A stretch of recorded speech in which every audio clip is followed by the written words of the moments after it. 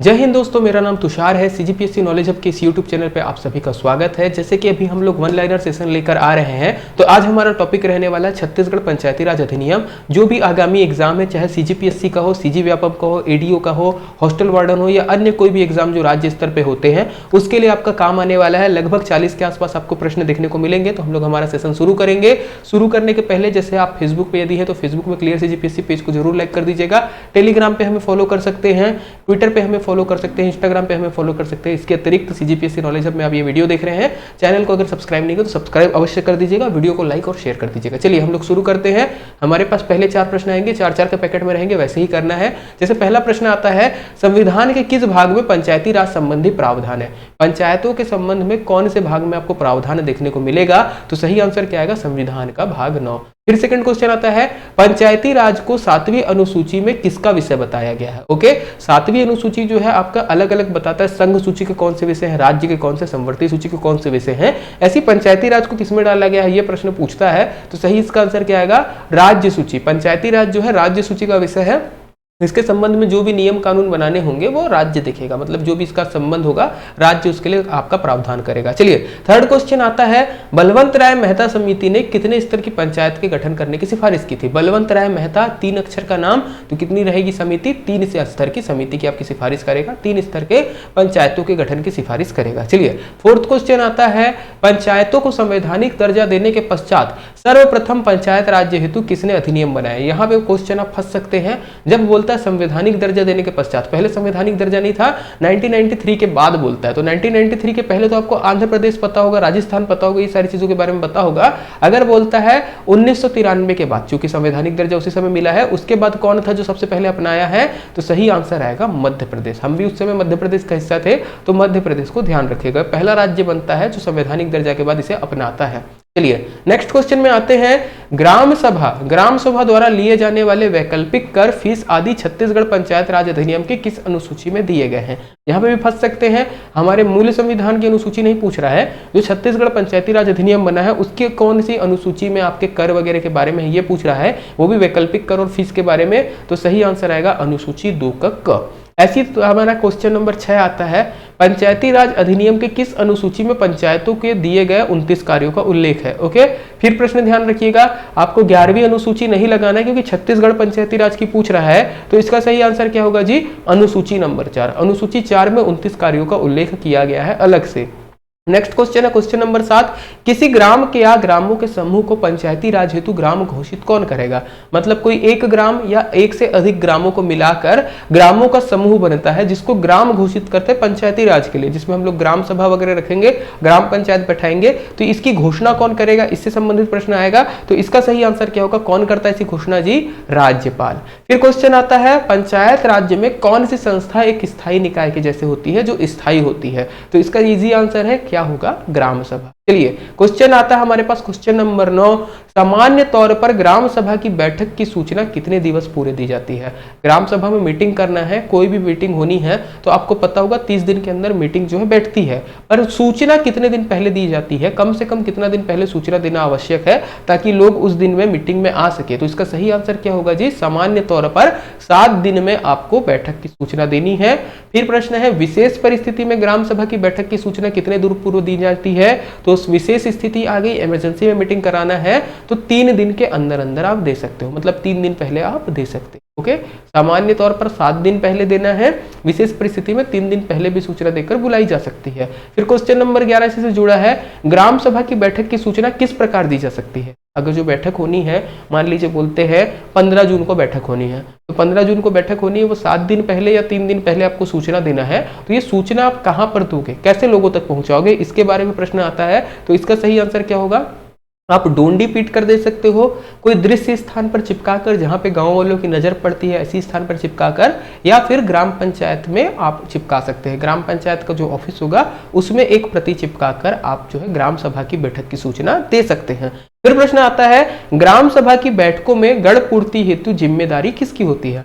ग्राम सभा का quorum complete हो रहा है या नहीं हो रहा है, ये कोरम कंप्लीट करने की जिम्मेदारी किसकी होती है?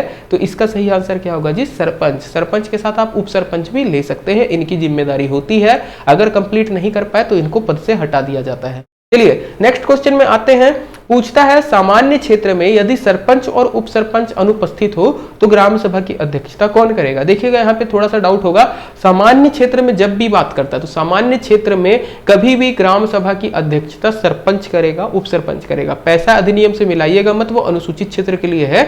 अब मान के चलिए सरपंच नहीं है तो उप सरपंच करेगा, सरपंच और उप सरपंच दोनों नहीं है तो कौन करेगा अध्यक्षता। तो इसका आंसर होगा क्या, उपस्थित सदस्यों में, ग्राम सभा में जितने लोग हैं उनमें से उपस्थित सदस्यों में से कोई एक जिसको बहुमत के अनुसार चुना जाता है वो करेगा। फिर क्वेश्चन नंबर 14 आता है 73वां संविधान संशोधन कौन सी तिथि से लागू और प्रभावी हुआ है। 73rd अमेंडमेंट हमारा कब से लागू हुआ है, तो सचिन तेंदुलकर का बर्थडे 24 अप्रैल 1993 तब से लागू होता है और उसी समय हम लोग क्या बनाते हैं, इसी तिथि को पंचायती राज दिवस। चलिए क्वेश्चन नंबर 15, कौन सा अनुच्छेद पंचायत में स्थानों के आरक्षण का प्रावधान करता है। आपको बताना है भारतीय संविधान का कौन सा आर्टिकल जो है आरक्षण बताता है पंचायतों में। तो सही आंसर क्या होगा जी, 243D है ना, 243 का डी जो है पंचायतों में आरक्षण के बारे में बताता है। ये वाला प्रश्न एक बार आयोग ने पूछ भी चुका है। फिर प्रश्न है हमारे पास क्वेश्चन नंबर 16, ग्राम पंचायत में यदि आपको पंच बनना है तो आवश्यक शैक्षणिक योग्यता आपकी कितनी होनी चाहिए। तो इसका सही आंसर क्या होगा, साक्षर होना है। आप पहले था कि 5वीं पास मांगता था, अभी जब से गवर्नमेंट बदली है तब से उन्होंने क्या कर दिया, साक्षर कर दिया है। अगर आप 30 साल के ऊपर है तो आपको साक्षर होने की भी आवश्यकता नहीं है। अगर आप 30 साल से नीचे हैं, 21 साल से 30 साल के बीच में है तो आप साक्षर अगर होंगे तभी आप जो है बन सकते हैं। अब साक्षर का मतलब क्या होता है, ऐसा कोई भी व्यक्ति जिसको कम से कम कोई एक भाषा का ज्ञान हो, जिसको वो पढ़ सकता हो या लिख सकता हो, वो साक्षर कहलाएगा। और अलग अलग आपको डेफिनेशन यहाँ पे देखने को मिल जाएगी, मैंने एक जनरल डेफिनेशन बताने की कोशिश की है। चलिए नेक्स्ट क्वेश्चन में आते हैं, पंचायत में किसका चुनाव प्रत्यक्ष रूप से होता है। आपको बताना है जितने भी पंचायतें हैं डायरेक्ट इलेक्शन के द्वारा किनको चुना जाता है। तो इसका सही आंसर क्या होगा, सरपंच, पंच, जनपद पंचायत के सदस्य और जिला पंचायत के सदस्य, ये वो पदाधिकारी है जिनका डायरेक्ट इलेक्शन होता है। अगर छोटे लेवल से जमाएंगे तो सबसे पहले आएगा पंच, फिर आएगा सरपंच, जनपद पंचायत के सदस्य और जिला पंचायत के सदस्य, इनका डायरेक्ट चुनाव होता है। चलिए बाकी का इनडायरेक्ट होता है। नेक्स्ट प्रश्न है, किसी ग्राम पंचायत में उप सरपंच का निर्वाचन किस प्रकार से होता है जी। तो उप सरपंच का निर्वाचन होता है अप्रत्यक्ष रूप से, जिसमें क्या आएगा, निर्वाचित पंचों में से किसी एक को उप सरपंच बनाया जाता है। कोई बाहर के नहीं रहते। जैसे मान लीजिए आपके गांव में 15 वार्ड है तो 15 वार्ड के जो पंच चुने गए हैं उनमें से ही किसी एक को उप सरपंच बनाया जाता है। नेक्स्ट प्रश्न आता है, किसी ग्राम पंचायत के पंच के पद हेतु आरक्षण किस प्रकार तय किए जाते हैं। आप मान लीजिए कोई ग्राम पंचायत है, उसमें पंच का आपको आरक्षण तय करना है कि अनुसूचित जाति को कितना मिले, अनुसूचित जनजाति को कितना मिले, अन्य पिछड़ा वर्ग को कितना मिले। तो ये कैसे डिसाइड होता है पंच के लिए ग्राम पंचायत में। तो क्या इसका सही आंसर होगा, इसका पूरा आंसर आने देते हैं, अनुसूचित जाति और जनजाति के लिए उस ग्राम के कुल जनसंख्या के अनुसार होगा। मतलब मान लो अनुसूचित जाति जनजाति को आरक्षण देना है तो वो कैसे मिलेगा, उस गांव में टोटल कितनी जनसंख्या है उसमें अनुसूचित जाति जनजाति की कितनी जनसंख्या है उसके अनुसार मिलेगा। मान लो अगर 30% है तो 30 मिलेगा, 20 है तो 20 मिलेगा, 50 है तो 50 मिलेगा। यदि अनुसूचित जाति जनजाति का आरक्षण 50% से कम होता है, एक केस आ गया, मान लो एसटी और एससी का मिला के 50% से कम है तो ओबीसी को आरक्षण मिलेगा 25%, सीधा 25% जो है आरक्षण दिया जाएगा। किस कंडीशन में देते हैं ओबीसी को आरक्षण, तो ध्यान रखिएगा जब एसटी और एससी का आरक्षण 50% से कम है तब।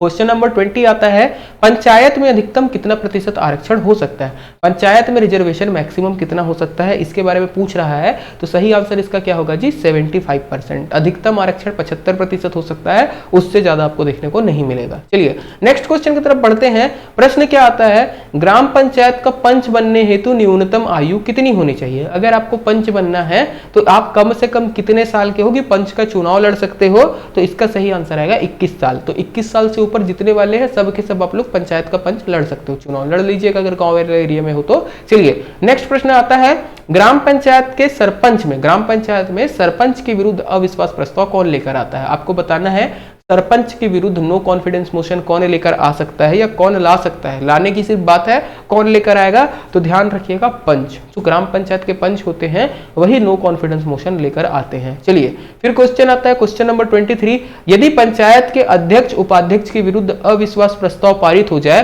तो वह इसके विरुद्ध किसके पास जाकर अपील करेगा। आपको बताना है जनपद पंचायत के पास क्या हुआ, अविश्वास प्रस्ताव आ गया, ओके, नो कॉन्फिडेंस मोशन आ गया। वो पारित भी हो गया, तो वो इसके खिलाफ अपील करने की, मेरे साथ गलत हो गया है, प्लीज इसको माफ कर दो, मेरे को बचा लो, ये ऐसा बोलने किसके पास जाएगा, अपील करने किसके पास जाएगा, तो ध्यान रखिएगा संचालक पंचायत के पास वो जाएगा। नेक्स्ट क्वेश्चन आता है क्वेश्चन नंबर 24, किसी पंचायत के पदाधिकारी के विरुद्ध कब तक अविश्वास प्रस्ताव नहीं लाया जा सकता। आपको बताना है कोई पंचायत का पदाधिकारी है, उसके विरुद्ध कब तक आप नो कॉन्फिडेंस मोशन नहीं ला सकते, मतलब सरपंच या उप सरपंच के खिलाफ आप कब तक नो कॉन्फिडेंस मोशन नहीं ला सकते, या जिला पंचायत अध्यक्ष उपाध्यक्ष के खिलाफ या जनपद पंचायत अध्यक्ष उपाध्यक्ष के खिलाफ कब तक आप नो कॉन्फिडेंस मोशन नहीं ला सकते हैं। तो इसका आंसर क्या होगा, जब तक उसका कार्यकाल कम से कम 1 साल पूरा ना हो गया हो, या फिर उसके कार्यकाल में 6 महीने की अवधि शेष हो, या फिर पिछला कार्यकाल जो पिछला अविश्वास प्रस्ताव लाया गया है वो उसको बीते हुए 1 साल ना हो गया हो। थोड़ा इजी लैंग्वेज में बोल देता हूँ, फास्ट हो गया था। जब तक वो बैठा है, जैसे आज बैठा, कम से कम 1 साल नहीं बीता हो तब तक नहीं ला सकते। अगर उसके कार्यकाल में मात्र 6 महीना बचा है तो नहीं ला सकते। पिछला नो कॉन्फिडेंस मोशन लाए थे वो फेल हो गया था तो उसके बाद 1 साल तक नहीं ला सकते। ये 3 कंडीशन है, ध्यान रखिएगा। चलिए नेक्स्ट क्वेश्चन की तरफ चलते हैं। ग्राम पंचायत के सरपंच को वापस बुलाए जाने की प्रक्रिया के लिए आवेदन कौन करेगा। आपको बताना है सरपंच को वापस बुलाना है। ओके, राइट टू रिकॉल के तहत सरपंच को वापस बुलाए जाने की प्रक्रिया शुरू करवानी है, तो इसके लिए आवेदन कौन कर सकता है। तो इसका सही आंसर क्या होगा, ग्राम सभा के कम से कम 1/3 सदस्य। कभी भी राइट टू रिकॉल तभी शुरू होगा जब ग्राम सभा के कम से कम 1/3 सदस्य जो है लिख के देंगे सिग्नेचर करके कि इसको हटाने की बात है, तब तक नहीं लाया जाएगा। चलिए क्वेश्चन नंबर 26, ग्राम पंचायत के किस पदाधिकारी के विरुद्ध वापस बुलाए जाने की प्रक्रिया आरंभ की नहीं की जा सकती। बोल रहा है किसके खिलाफ आप राइट टू रिकॉल नहीं ला सकते ग्राम पंचायत के केस में। तो सही आंसर क्या आएगा, उप सरपंच। सरपंच या पंच के खिलाफ राइट टू रिकॉल की शक्ति है, इसके अलावा किसी और के लिए राइट टू रिकॉल नहीं आता। फिर क्वेश्चन आता है ग्राम सभा के सरपंच अथवा उप सरपंच को निलंबित करने की शक्ति किसके पास होती है।